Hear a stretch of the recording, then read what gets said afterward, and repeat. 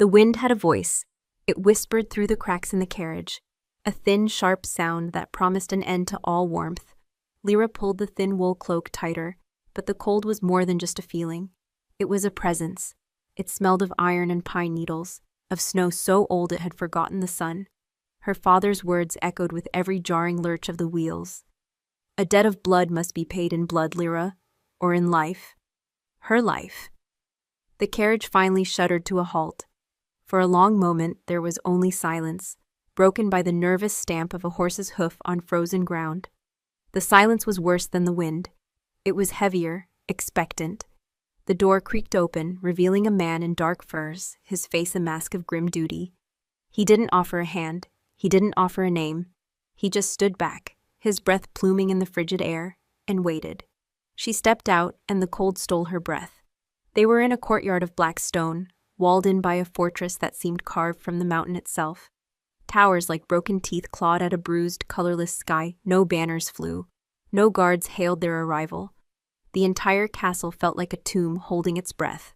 This was Varos Keep, the heart of the northern kingdom, the den of the Wolf King, Alden Varos, a name spoken in her village only in hushed tones, a story to frighten children.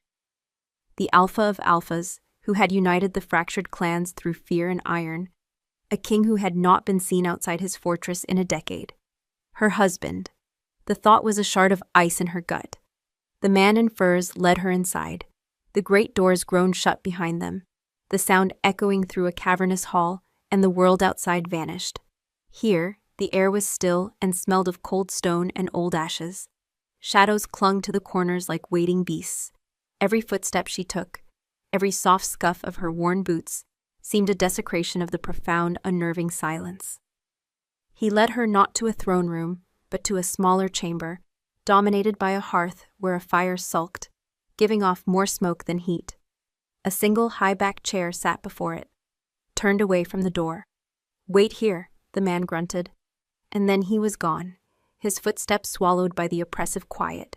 Lyra stood frozen in the center of the room. She could feel the fire's phantom warmth on one side of her face, the deep chill of the castle on the other. She listened, the whisper of the fire, the moan of the wind against stone somewhere far above, and her own heart, a frantic, terrified drum against her ribs. This was a cage, a beautiful, empty cage. Her father had not sold her into a marriage. He had sold her into a ghost story. Minutes stretched into an eternity. She began to trace the patterns of the stone floor with her eyes, counting the veins of silver that ran through the dark gray rock. Anything to keep from screaming, anything to keep from running back to the great doors and clawing at them until her fingers bled. Then the air changed. It grew heavier, colder. The very embers in the hearth seemed to shrink, the flames pulling back into themselves. The scent of pine and ash was suddenly overwhelmed by something else. Ozone like the air after a lightning strike, frozen earth, and something wild, animal, but long asleep. She did not need to turn. She felt him. Heavy, deliberate footsteps approached from a corridor behind her. They did not echo. The stone seemed to absorb the sound, to surrender to the weight of his tread. He stopped just inside the doorway. The silence that followed was different. It was no longer empty. It was filled with him. Lyra's breath hitched. Her pulse stumbled. She stared at the back of the empty chair, her knuckles white where she gripped the folds of her cloak. "Turn around," a voice screamed inside her head. "Don't you dare show him your fear." Slowly she forced her frozen limbs to obey. She turned. And she forgot how to breathe. He was not a man. He was a force of nature carved into the shape of one. King Alden Varos was taller than she'd imagined, broader. His presence consumed the space around him. Black hair, unruly and touched with silver at the temples, framed a face that looked hewn from the mountain itself. Sharp angles, a strong jaw, and a mouth set in a line of brutal stillness. A pale, jagged scar cut from his left temple down across his cheek, disappearing into the high collar of his black leather tunic. But it was his eyes that held her captive. They were the color of a winter sky just before a blizzard, a deep storm gray that held no light, no warmth, no life. He was looking at her, no, through her, as if she were a pane of glass, an inconvenience. He walked past her, his movements economical and silent. A predator's grace. He did not sit in the chair by the fire. He went to the room's only window, a tall, narrow slit that looked out onto the unforgiving peaks. He braced a hand against the cold stone, his back to her. "Your father is a coward," he said. His voice was a low rumble, a sound that hadn't been used in years, full of gravel and disuse. It vibrated in the air, in the floor, right up through the soles of her feet. Lyra's throat was sealed shut. Her fear was a physical thing, a cold hand squeezing her heart. "He bartered your life for his own," the king continued, still staring out the window. "A foolish debt. His life was never mine to take. It was forfeit to his own stupidity the moment he crossed my borders." He fell silent. The fire crackled, a lonely, defiant sound. She was meant to be a sacrifice, a payment, and he was telling her the debt itself was meaningless. So what was she? Nothing. Less than nothing. He finally turned, his gaze sweeping over her, dismissive and cold. "You were told this was a marriage." It wasn't a question. She managed a single jerky nod. A corner of his mouth twitched. A bitter, mirthless motion. "There will be no marriage, no vows, no ceremony. You are a placeholder, a name in a ledger to satisfy the old laws. The debt is paid in the eyes of the other packs. That is all you are here for." He took a step closer. The air around him was a vortex of cold. She could smell the winter on his skin. "You will have rooms, you will have food, you will have anything you require for a comfortable existence within these walls." He paused, his stormy eyes boring into hers. "In return, you will be silent." The words hung in the air, sharp as icicles. "You will be a witness," he went on, his voice dropping even lower, drawing her in against her will. "You will watch the decay of this kingdom. You will watch its king fade into the ghost he was always meant to be. You will sit in this cold, empty castle, and you will listen to the silence grow, and that will be your life." Humiliation burned hot in her chest, a stark contrast to the room's chill. She was not a bride. She was not even a prisoner. She was an audience for one, a spectator to his ruin. His gaze flickered, for the first time truly seeing her, and his nostrils flared slightly. A flicker of something, confusion, irritation. It was gone as quickly as it came. He dismissed it. He dismissed her. "You will not speak to me," he commanded, his voice hardening, each word a stone dropped into a frozen lake. "You will not ask questions. You will not offer comfort. You are to be a shadow, a ghost in my house of ghosts. Do you understand? Her father's life. That was the price. Her voice, her future, her name." She clenched her trembling hands into fists at her sides, the worn fabric of her cloak digging into her palms. She lifted her chin, a small, desperate act of defiance. Her lips parted. She wanted to scream, to rage, to tell this broken, cold king that her life was worth more than a coward's debt. But the word died in her throat.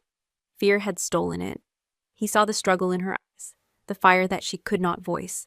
For a moment, his dead gaze seemed to sharpen, to focus on the defiance warring with her terror. Then he turned away, the moment broken. The king was gone, replaced by the statue of ice once more. "Your silence," Aldenvaros said, his back to her now, his final words an epitaph for the girl she used to be. "That is the bargain." A woman with a face like withered parchment led Lyra from the king's presence. She didn't speak, merely gestured with a bony hand, her footsteps whispering over the stone floors. They climbed a winding stair, the air growing colder with every step, until they reached a heavy oak door bound in iron. The woman opened it, pushed it wide, and stood back, her expression unchanging.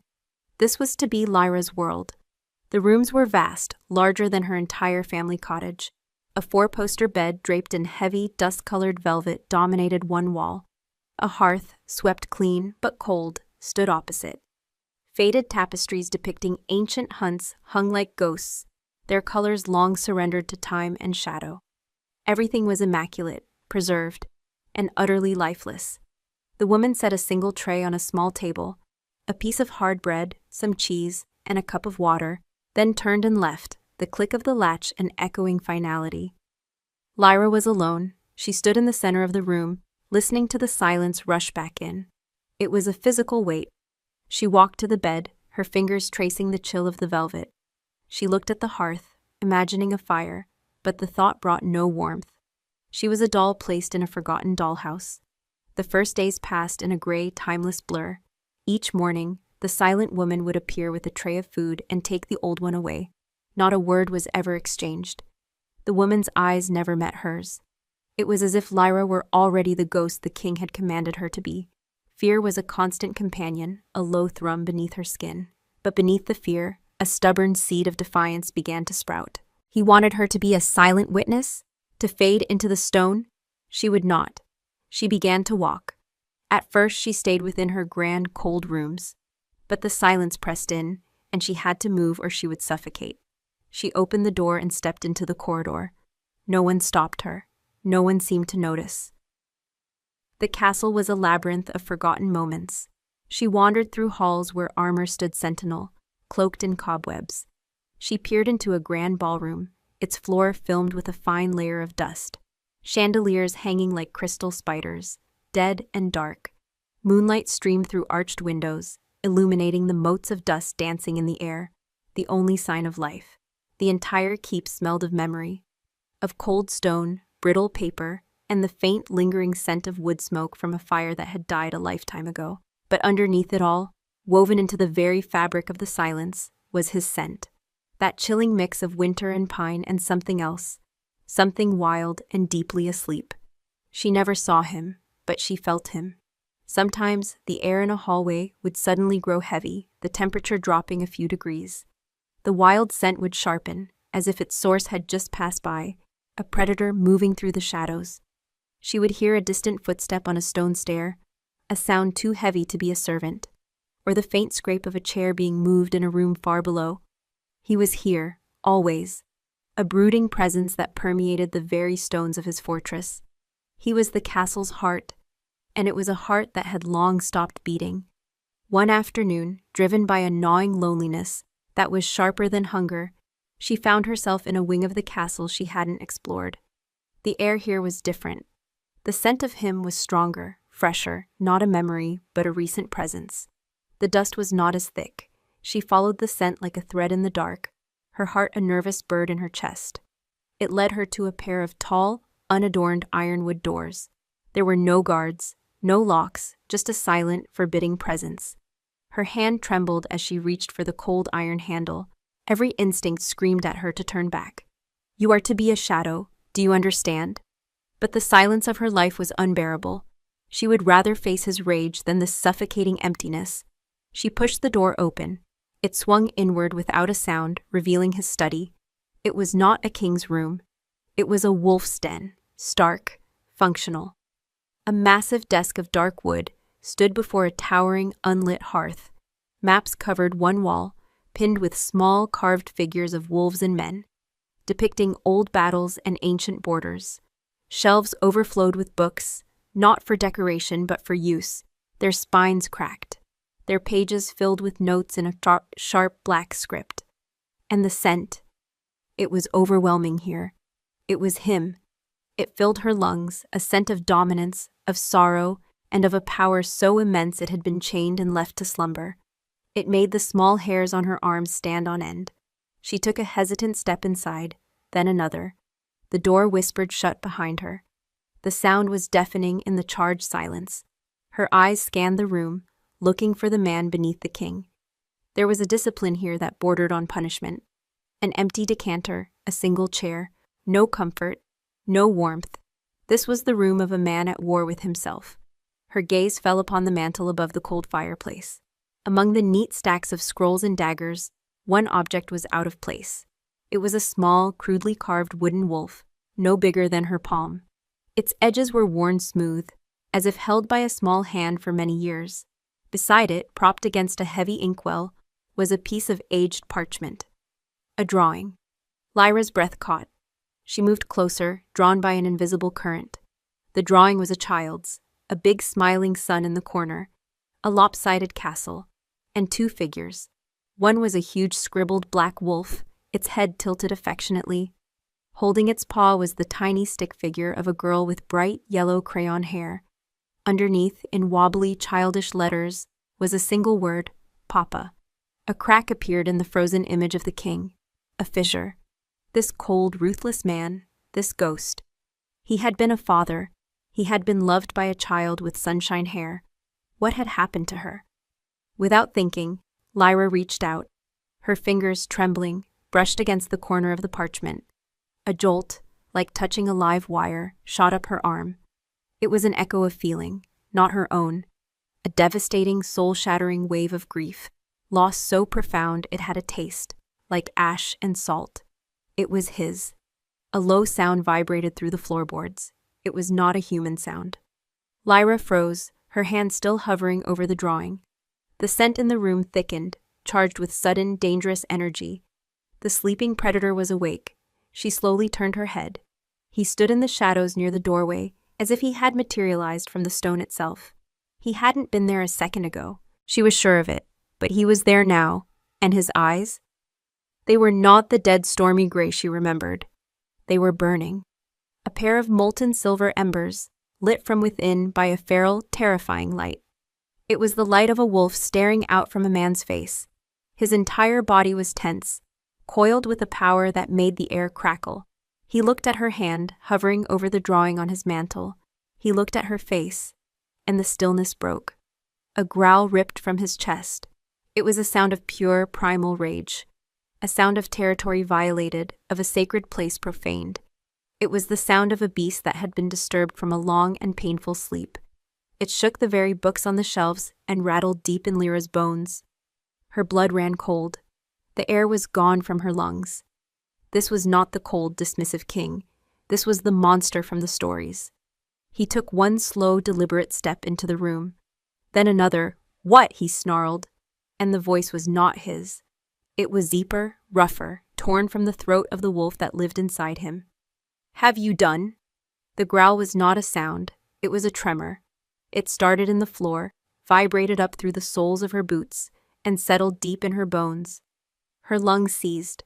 The air, already thick with his scent, became unbreathable, charged with a violence that was ancient and absolute.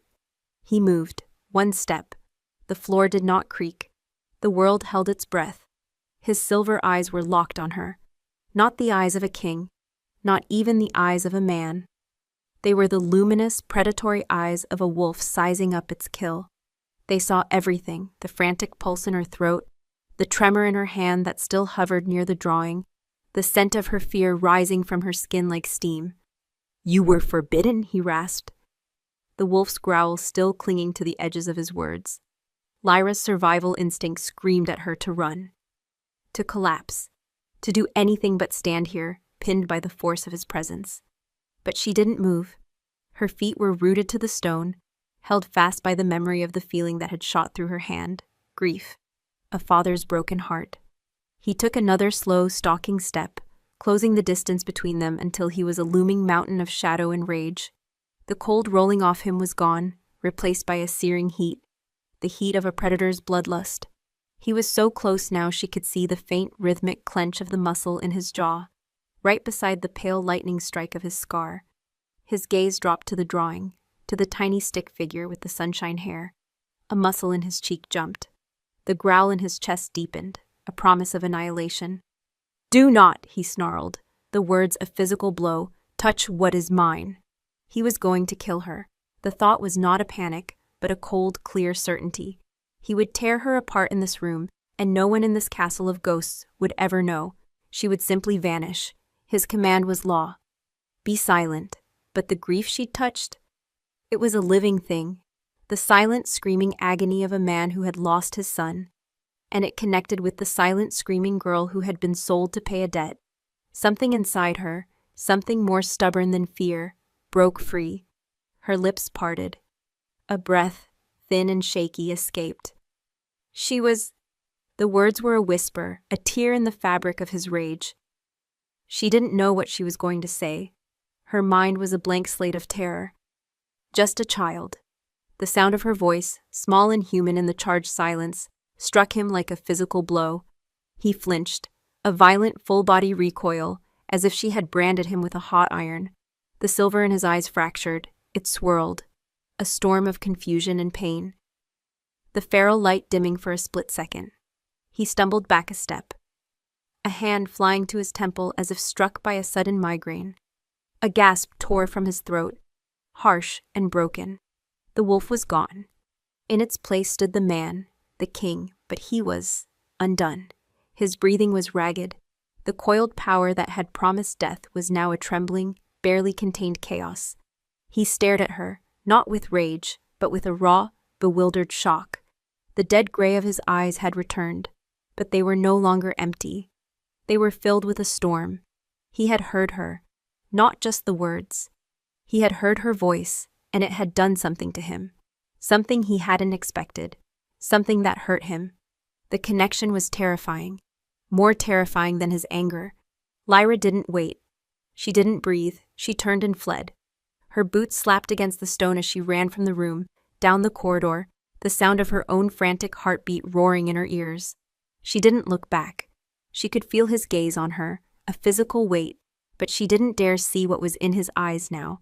She reached her chambers, slammed the heavy door shut, and leaned against it, her body shaking uncontrollably. She slid down the rough wood until she was huddled on the cold floor, wrapping her arms around her knees.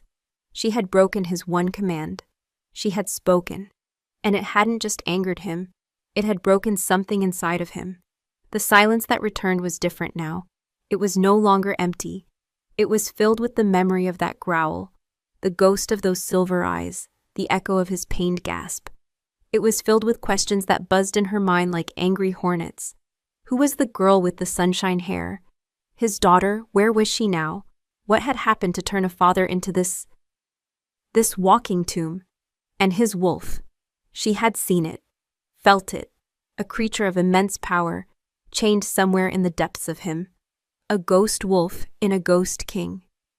Her voice had seemed to wake it, and then wound it, all in the same breath. The king did not come for her.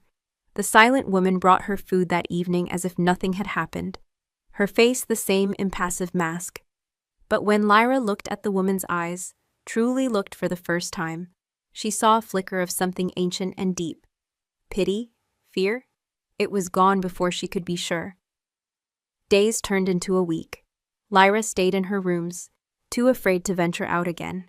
She paced the length of the chamber, the faded tapestries her only companions. She traced the patterns in the cold stone until she had them memorized. The silence was her punishment, her cage. But she was no longer just a prisoner. She was a witness who had seen the first crack in the ice. She began to listen. She listened past the moan of the wind in the chimneys. She listened past the scuttling of mice in the walls. She listened for him. Sometimes, late at night, when the moon cast long skeletal shadows across her floor, she would hear it. A single heavy footstep in the hall below, the scrape of a boot on stone. Proof that he was restless, that he too was a prisoner in his own kingdom. One night, the sound was different. It came from far away, from the direction of his study. It wasn't a footstep. It was a sharp crack, like old wood splintering under immense pressure. Lyra sat bolt upright in her bed, her heart hammering. Silence. She held her breath, straining to hear. The castle was still, wrapped in its usual shroud. Had she imagined it? Then it came again, a thud, heavier this time. The sound of a heavy body hitting a wall. It was followed by a raw, guttural noise, not a word, not a cry. It was the sound of pure, agonizing effort. The sound of a man fighting something with every last ounce of his strength. The sound of breaking, or of a beast fighting to be free. Lyra crept from her bed and pressed her ear against the cold wood of her door, her skin prickling with a mixture of terror and a strange, unwelcome empathy. The sound stopped. The profound silence of the keep rushed back in to claim the space. But she had heard it. She had heard the battle raging within him. And Lyra Fenric, the girl commanded to be a silent witness, found herself listening with her entire soul. The castle held its breath for 3 days. No footsteps in the night, no distant sounds of breaking. The silence was absolute, a heavy blanket that smothered all life. The silent woman, Elspeth, continued her soundless deliveries, but now a deep worry was etched in the lines around her mouth. She would leave the tray and hesitate for a fraction of a second at the door, her gaze flickering towards the king's wing, before vanishing. Lyra felt the change in the air. The oppressive presence of the king had faded. It was not peace. It was a void, a silence where a heartbeat should have been. It was the unnerving stillness of a predator that had fallen.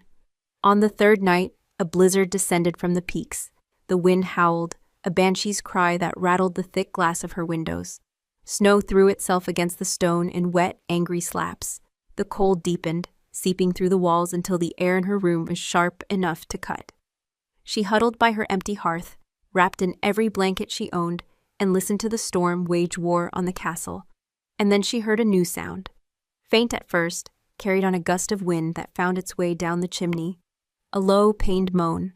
Lyra froze. It wasn't the wind. It was animal. It was a sound of suffering so profound it transcended species. It was the sound of a wolf, dying. The sound came again, closer this time, just outside her window. A desperate, rasping whine that was cut short by a hacking cough.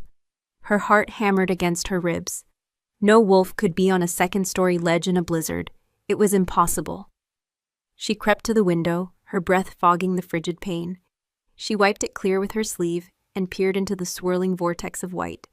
For a moment she saw nothing but the storm. Then the snow eddied, and a shape resolved itself in the chaos. Huddled on the narrow stone parapet outside her window was a wolf. It was immense, larger than any wolf she had ever seen or heard of. Its frame gaunt beneath a coat of fur, the color of ash and shadow. Snow clung to its matted pelt. One of its forelegs was bent at an unnatural angle, and a dark stain was spreading from its side, melting the snow beneath it into a slushy crimson. But it was the eyes that stole her breath. They were silver, luminous, and filled with a feverish, desperate light. The king's eyes. Her mind reeled, refusing to connect the impossible dots. But her gut, her deepest instinct, knew. This was him. This was the ghost wolf she had glimpsed in his study, the beast he fought to contain, and it was bleeding out on her windowsill. The wolf's head lolled. Its silver eyes found hers through the glass, and a low, guttural plea rumbled in its chest. It tried to shift its weight, and a spasm of agony racked its body. Its claws scraped uselessly against the ice-slicked stone. It was going to fall. Lyra didn't think. She acted. She threw off her blankets and rushed to the heavy iron-latched window. It was swollen shut with ice and disuse. She threw her shoulder against it. Once, twice. Pain flared, but she ignored it. The wolf outside gave another pained cry, weaker this time. With a final, desperate shove, the latch gave way with a screech of tortured metal. The window swung inward, unleashing a blast of wind and snow that tore through the room. The wolf collapsed onto the ledge, its great head hanging over the precipice. Its breathing was shallow, a ragged, wet sound. "Come," Lyra whispered, the word lost in the howl of the wind. She reached out, her hand trembling, and laid it on the wolf's matted shoulder. Its fur was freezing cold, stiff with ice and dried blood. The animal flinched but didn't have the strength to pull away. Beneath her palm, she could feel the tremors that shook its powerful frame. "Please," she begged, not knowing if it was the man or the beast who could hear her. "You have to come inside." She tugged gently. The wolf lifted its head, its silver gaze clouded with pain. It made a monumental effort, dragging its broken body forward, its claws scratching grooves into the stone floor. It pulled itself halfway into the room before collapsing, a heap of shadow and snow on her floor. Lyra slammed the window shut. The storm's roar instantly muffled. The sudden silence of the room was filled with the sound of the wolf's labored breathing. She knelt beside it, her hands hovering uselessly. The wound in its side was a deep, jagged tear, pulsing sluggishly. The leg was worse. The bone was clearly shattered. He was dying. The thought hit her with the force of a physical blow. The cold, cruel king who had bought her life was dying on her floor, and she was the only one who knew. Fear was a cold knot in her stomach, but it was overshadowed by a fierce, protective instinct she didn't know she possessed. He wanted a witness to his decay? He was going to get one who fought back. She ran to her wash basin, ripping a strip from the hem of her own chemise. She soaked it in the icy water and returned to his side. "This is going to hurt," she whispered, her voice shaking. She gently began to clean the wound on his flank. The wolf let out a low growl, a reflex of pain, but it didn't move. Its silver eyes watched her every motion, a flicker of awareness, of confusion, in their depths. The blood was hot against her cold fingers. She worked quickly, her fear giving way to a desperate focus. The gash was deep, but it seemed to have missed anything vital. The leg was the real danger. She knew next to nothing of healing, but she knew a break like that, left to fester in the cold, meant death. She had to get him warm. The hearth. She had never seen it lit. She looked around the room, frantic. There was no wood, no kindling. The servants, in their ghostly efficiency, had provided nothing to make this room a home. Her eyes fell on the heavy wooden chair by the table. It was old, but sturdy. Without a second thought, she dragged it to the hearth and, with all her strength, slammed it against the stone surround. Once, twice. The leg splintered with a sharp crack. She broke it apart piece by piece until she had a small pile of dry, aged wood. Using a shard of flint from the hearth and a thread from her cloak, she worked until a tiny spark caught in a bit of lint. She blew on it gently, coaxing it, praying to gods she'd long forgotten. A fragile flame flickered to life. She fed it the wood piece by piece until a small, steady fire was burning, casting a warm, dancing glow over the room. The first warmth she had felt in this entire cursed castle. She returned to the wolf. He hadn't moved, but his shivering had subsided slightly. The firelight caught the silver in his eyes, making them gleam. He was watching her. Really watching her. There was no thought of the king. There was only this magnificent, broken creature. She tore more strips from her clothes, creating makeshift bandages. She bound his side, the pressure making him whine low in his throat. Then she looked at the leg. It needed to be set. The idea was terrifying. She had seen her father set the leg of a lamb once, a brutal, necessary act. "I'm sorry," she whispered, her voice thick. "Alden, I'm so sorry." She placed one hand above the break and one below, took a deep breath, and pulled. A strangled howl of pure agony ripped from the wolf's throat. His body convulsed, muscles bunching as he fought the instinct to lash out. His great head thrashed, teeth snapping at the empty air just inches from her face. But he did not bite her. There was a sickening grate of bone on bone. She held it steady, her body trembling with the effort, tears streaming down her face from the sheer force of his pain. She used the last of her makeshift bandages and splinted the leg with 2 flat pieces of wood from the broken chair, binding it as tightly as she could. It was done. She collapsed beside him, utterly spent. The wolf lay panting, its whole body trembling with the aftershocks of pain. She reached out a hesitant hand and laid it on his massive head between his ears. His fur was coarse. She stroked it gently. Slowly, the trembling subsided. The ragged breathing evened out. The great beast laid its head on its paws, its silver eyes never leaving her face. In those depths, she saw not a monster, but a shattered soul. She didn't know how long she sat there, her hand on his head, the fire crackling beside them, the blizzard raging outside. She was no longer just a witness. She was an accomplice. She had interfered with his ruin. Exhaustion finally claimed her. She curled up on the floor beside the great wolf, the fire's warmth a small shield against the cold. She closed her eyes, and for the first time in this castle, she did not feel alone. Sometime in the deep dark hours before dawn, a shift in the air woke her. The heavy weight of the wolf's presence was changing. The air grew denser, human. She heard a low groan of pain, not from a wolf's throat, but from a man's. Lyra's eyes snapped open. The wolf was gone.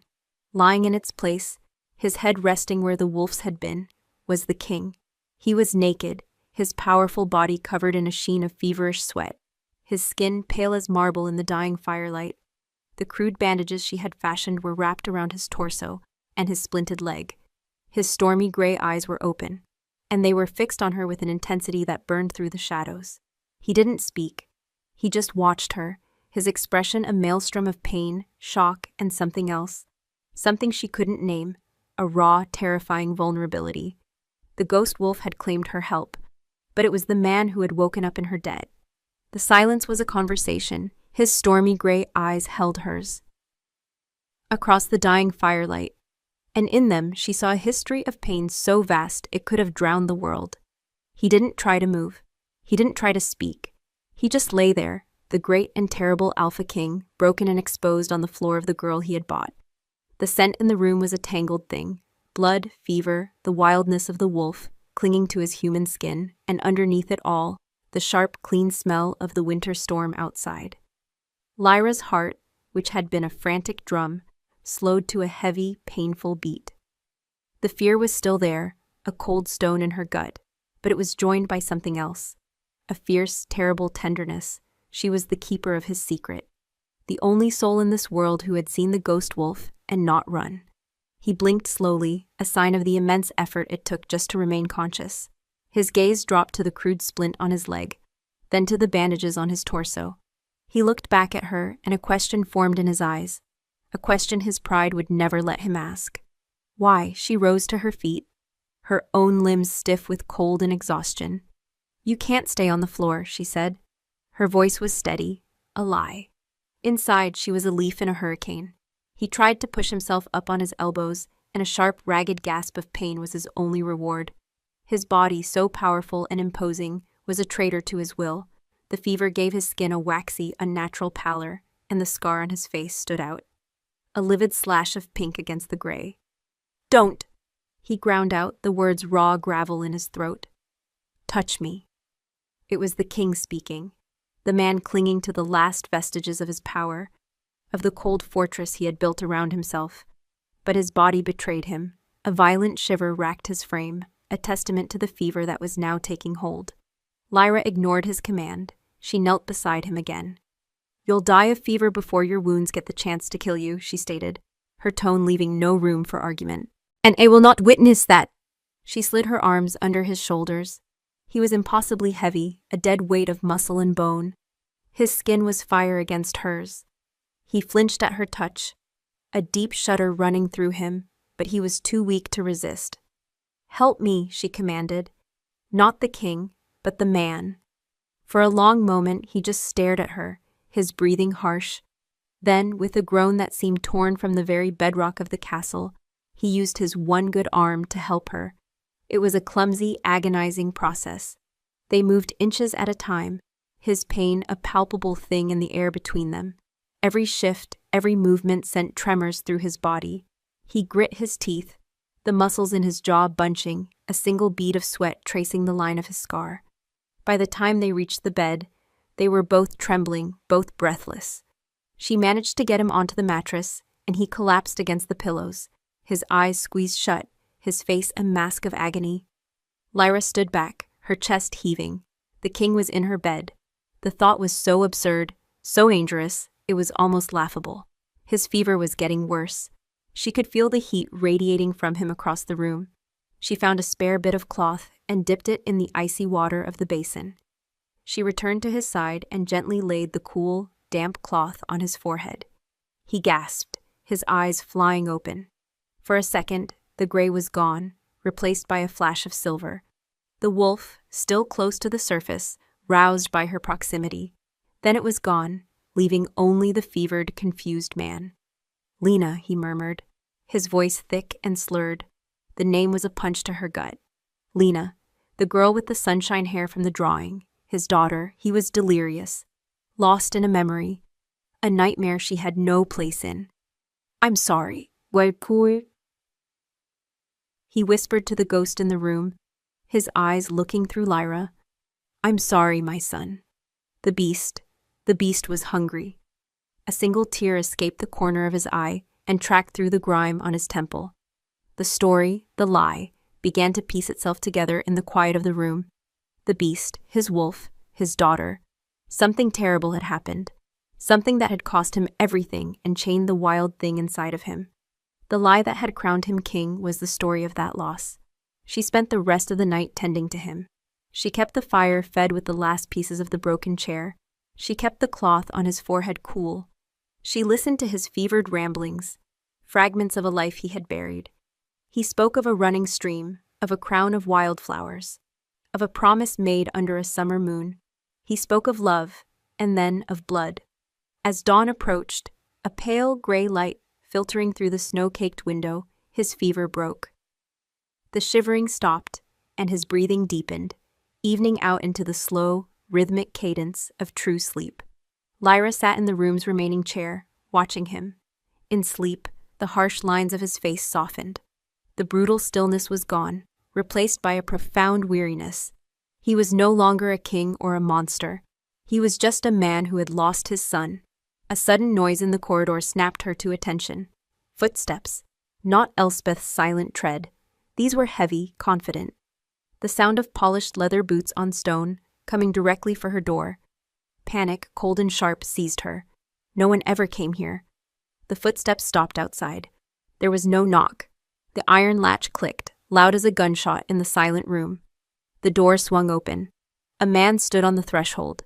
He was tall and lean, dressed in a fine black wool cloak trimmed with silver fox fur.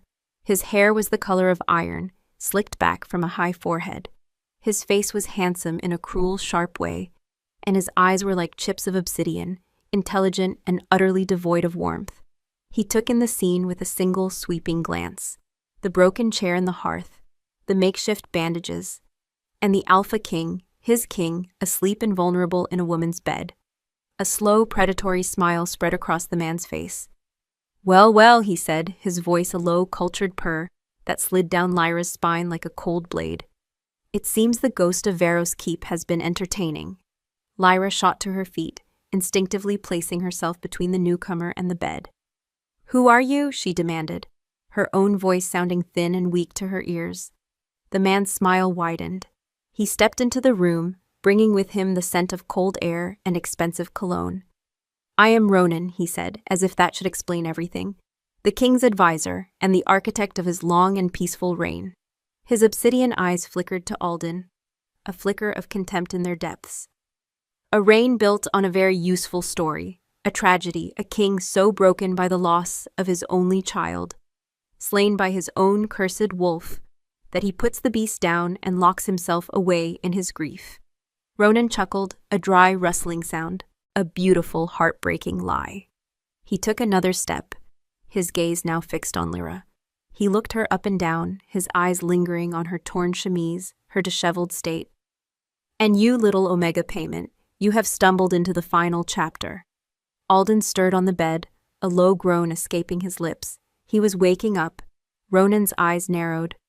"He was never supposed to shift again. We made sure of that. But your scent, it must have called to the beast he thought he'd buried." He looked from Lyra to the sleeping king and back again. Understanding, cold and cruel, dawned on his face. "You woke him up." He moved with a sudden snake-like speed, closing the distance between them. He reached out, his fingers cold as ice, as they brushed a stray lock of hair from Lyra's cheek. "Which means you know far too much," Ronan whispered, his smile turning venomous. "The story requires a ghost king, not a healing one, and it certainly has no room for a mate." Behind her, Lyra heard the sharp intake of Alden's breath. He was awake. He had heard. She saw the flash of silver in Alden's eyes as they snapped open. She saw the rage, the primal fury, of a cornered wolf. He tried to rise, to throw himself from the bed, but the movement tore a raw cry of pain from him. He was too weak, too broken. Ronan saw it too. He laughed, a short, ugly sound.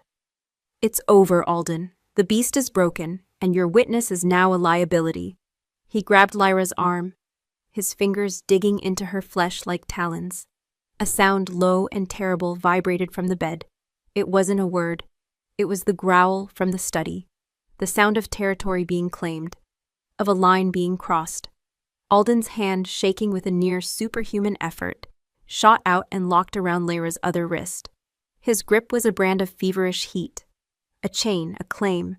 Ronan froze, his obsidian eyes wide with shock. Alden's gaze, burning with a molten silver light, was fixed on him.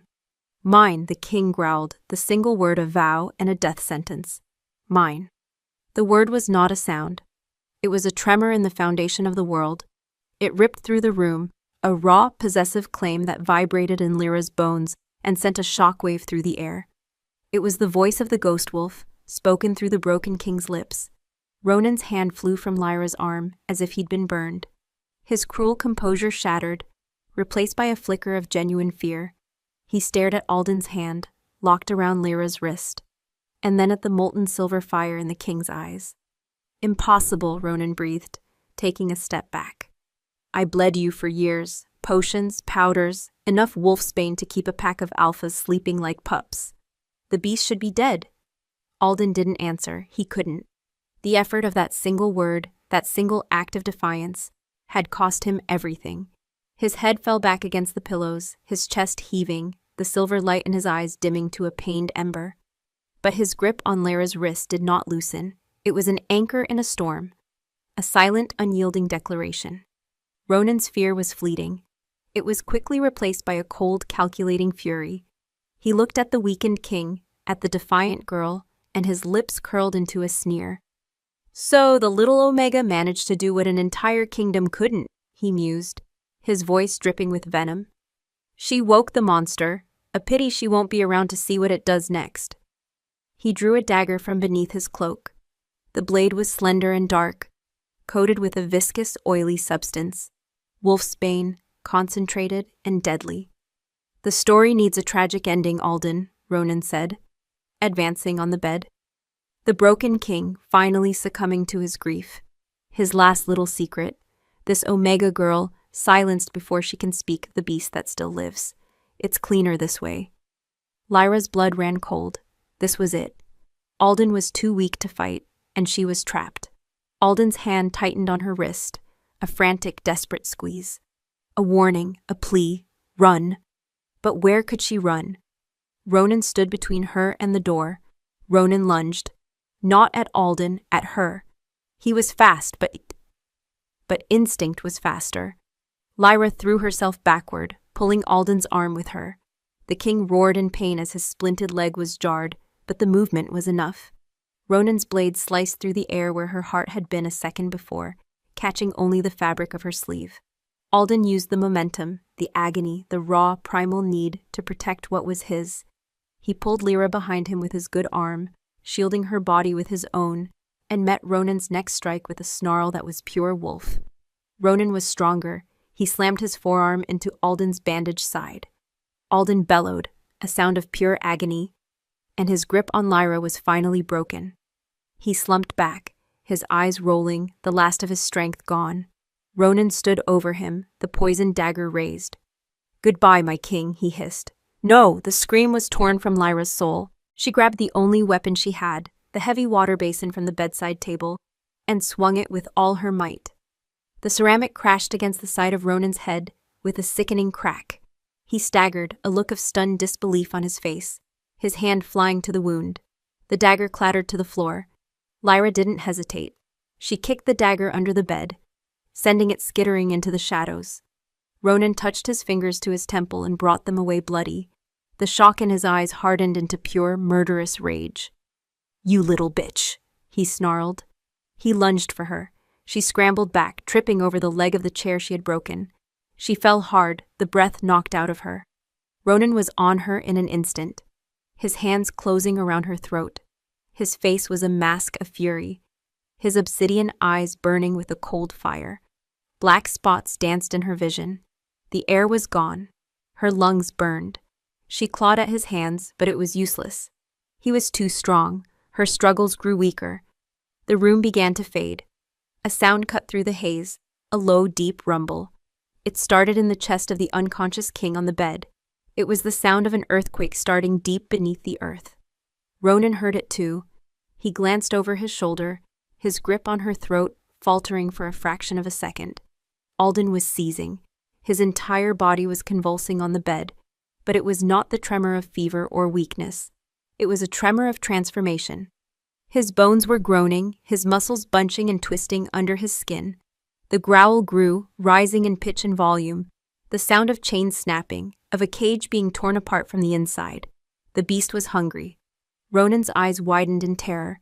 He let go of Lyra, scrambling back from the bed, his focus entirely on the horror unfolding there. Lyra gasped, dragging in a raw, painful breath. She pushed herself up, her throat bruised, her vision swimming. Alden screamed.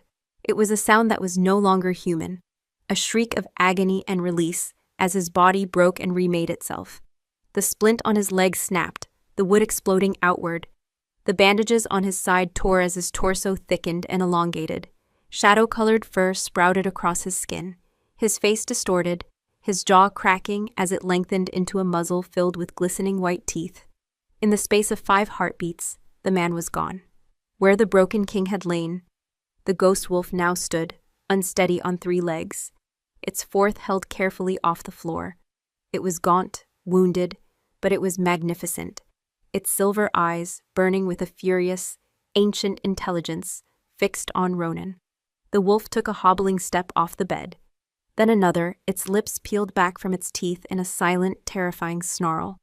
A low growl, thick with promise, echoed in the room. This was not the mindless beast of Ronan's story.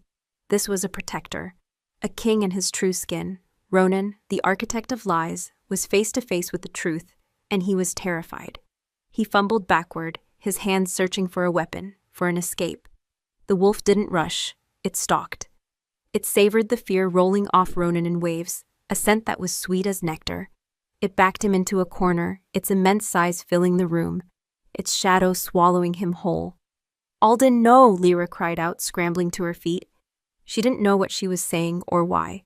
She was pleading with the beast not to become the monster Ronan had always claimed he was.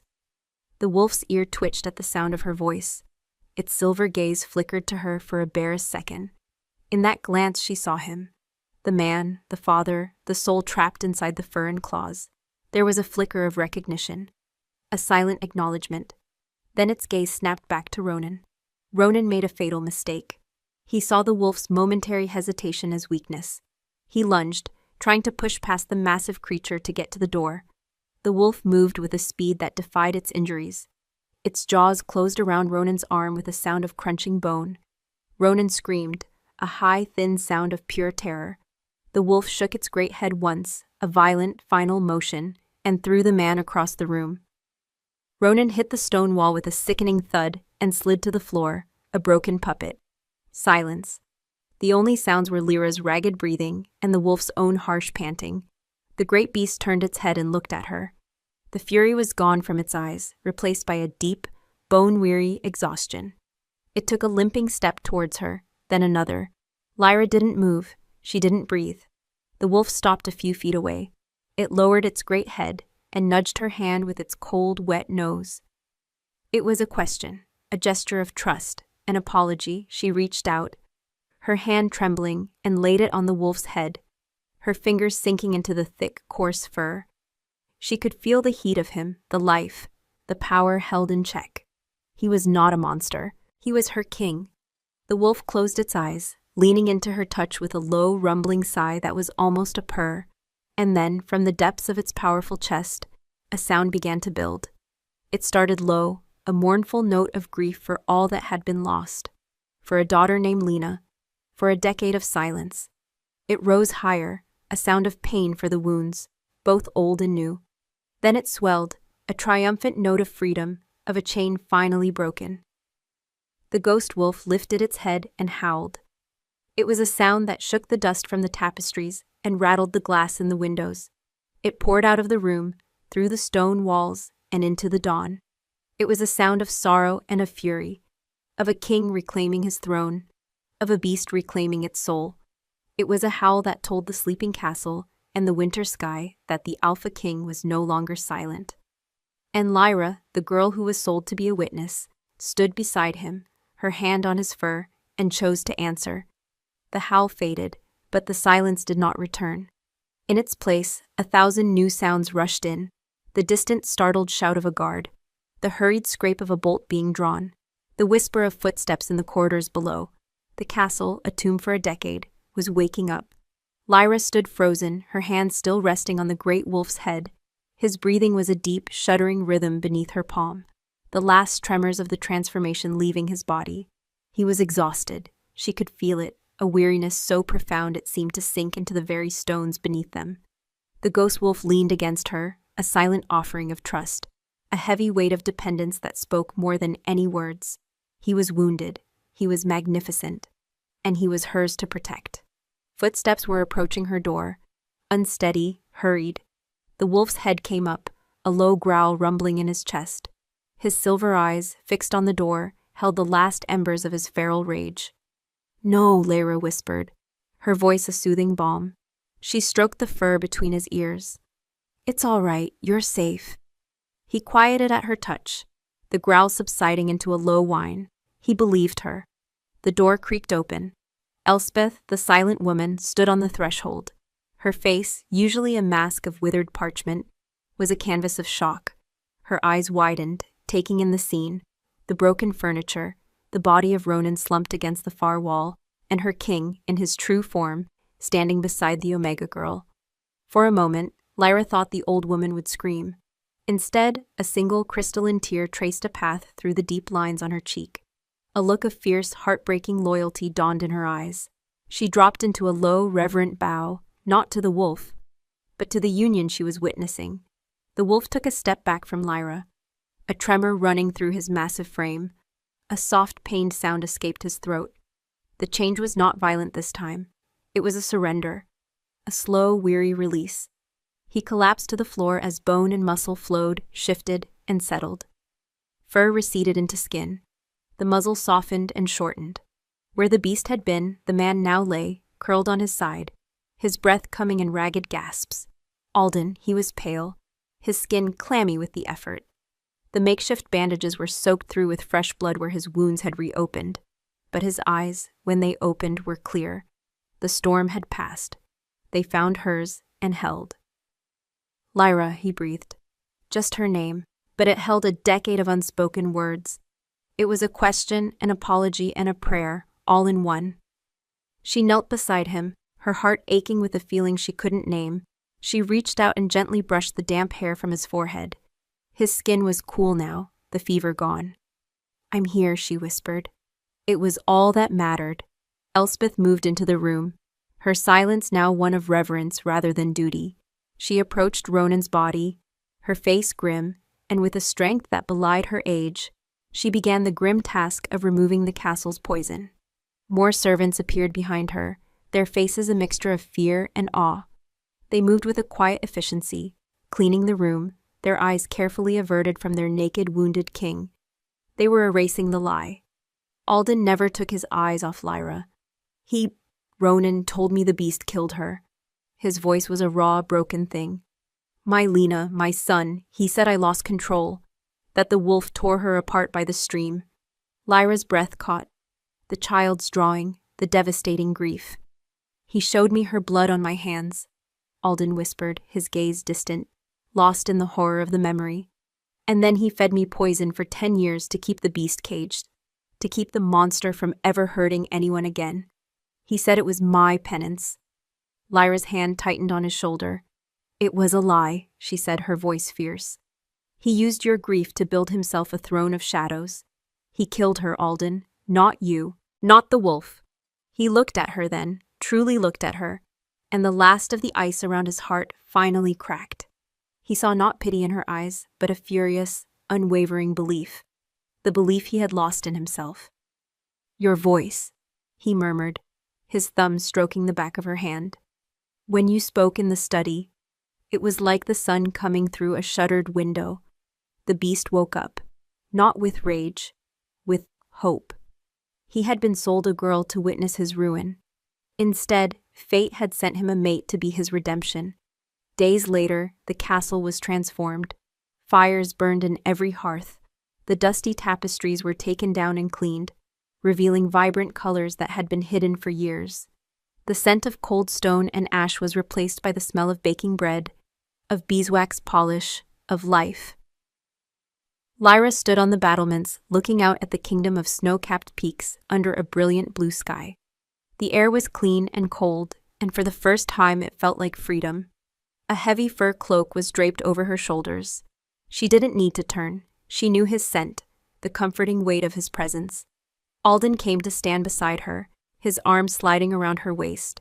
He was still healing, a slight limp the only reminder of his ordeal, but he stood tall. The haunted look was gone from his eyes. They were the color of a calm winter sky now, deep and full of a quiet strength. The packs are sending envoys, he said, his voice a low rumble against her ear. They heard the howl. They know the ghost of Varro's keep is dead. They want to meet their king, he paused, and their queen. Lyra's heart stumbled. Queen. She turned to face him, her hands finding their place on his chest. I was a payment for a debt, Alden, a silent witness. You were never silent, he countered, his gaze soft and intense. Even when you didn't speak, your heart was the loudest thing in this castle. It called to me. It called to my wolf. The debt is meaningless. You are not a payment. He lifted a hand and gently cupped her jaw, his thumb stroking her cheek. You are my mate, my anchor, the one who answered when I had forgotten my own name. He leaned in and kissed her. It was not a king's kiss of possession or a desperate man's kiss of need. It was a kiss of homecoming. It tasted of promises kept and a future finally within reach. It was slow and deep, and it healed the last of the broken places inside them both. When he pulled back, he kept his forehead pressed against hers, their breath mingling in the cold air. The sun was beginning to set, painting the snow on the distant peaks in shades of rose and gold. He no longer needed a witness to his ruin. He had found one for his rising. The fortress of Veros Keep had been a tomb, a monument to a king's grief. But as the last rays of the sun touched the black stone, turning it warm, it became something else, a home.